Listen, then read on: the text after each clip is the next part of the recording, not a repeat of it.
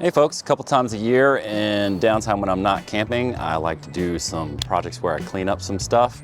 And right now what I'm working on is cleaning both of my vent fans, the bath fan over there, and the max air fan above the cooking area.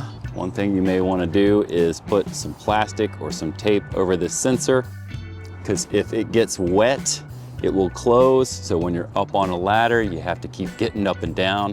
Hard lesson learned, but I try and wipe all the inside, get all the grease off of the top and all around here.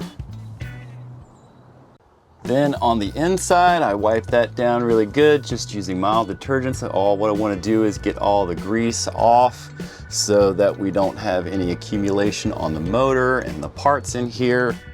I wash the fan itself and the screen and the sink inside, get that nice and clean. This can be taken off with a little Allen wrench.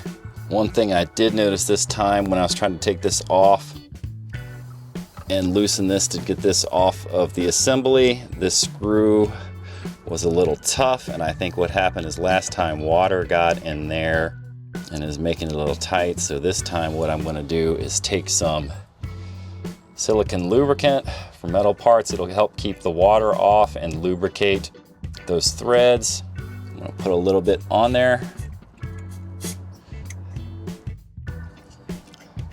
And then I'm gonna move those parts around, put it in.